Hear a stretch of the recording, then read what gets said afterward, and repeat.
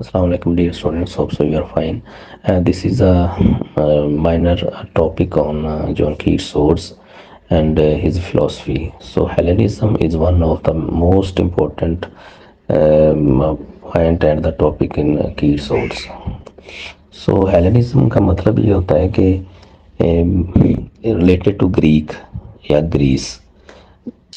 So Greek ideas mean to say यूनान से जो उसने अपना इन्फ्लुएंस लिया है और इससे ये रिलेटेड है. तो अब यूनानी इन्फ्लुएंस था क्या और किन चीज़ों पे उनका ज़्यादा फोकस होता था. तो सबसे पहले तो मेन फोकस जो यूनानी लिटरेचर में होता था वो था परफेक्शन का, नंबर 2 पे ब्यूटी का. ठीक है, मीन टू से एस्थेटिसिज्म पे ज़्यादा फोकस था और दूसरा ट्रांसेंडेंटलिज्म. अब एस्थेटिसिज्म ये था कि लव फॉर ब्यूटी और ट्रांसेंडेंटलिज्म का मतलब है कि लव फॉर परफेक्शन. सो वो परफेक्ट चीज़ों को और ब्यूटी को ज़्यादा पसंद करते थे जो यूनानी लोग थे. तो ब्यूटी है, आर्ट है, ठीक है, और परफेक्शन है यानी ट्रांसेंडेंटलिज्म परफेक्शन, इमॉर्टैलिटी है. तो इन चीज़ों को वो बहुत ज़्यादा लाइक करते थे, सब्लिमिटी को लाइक करते थे.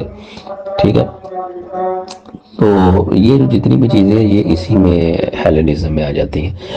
तो ये उसकी पोइट्री में भी ऐसे ही है और उसमें सोसी तौर पर लाइक ओटो नाइटिंगेल है या ओटो ग्रेशनर्न है. तो उसमें अगर ग्रेशनर्न को देखें वो कहता है व्हाट अ ब्यूटीफुल रेलिक्स. तो उसके गिर्द जो तस्वीरें बनी हैं उनको देखता है, उसमें गुम हो जाता है और उसकी तारीफ करता है, उसकी ब्यूटी की तारीफ करता है, प्रेज करता है. इसी तरह he is talking about beauty, perfection beauty of you may say in Otto Nightingale, when Nightingale is there somewhere else within the trees. So totally he is unable to just see that very bird, but he just listens the voice and he praises. So praises the beauty of voice, praises the beauty of nature. ठीक है, तो इस तरह ये beauty ये जिस तरीके से डिपिक्ट करता है, फिर कहता है beauty is truth, truth beauty. ये एक लाइन है उसकी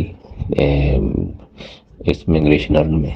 तो इसका मतलब भी ये है कि ब्यूटी से लव करता है और इन चीज़ों को ये परफेक्ट जानता है. तो ये इन्फ्लुएंस जो है इसने कोशिश की है कि फॉलो अप करे ग्रीक्स को और उस कल्चर को. तो इसलिए इसको हेलेनिस्ट कहते हैं. तो ये ज़रा देख लीजिएगा.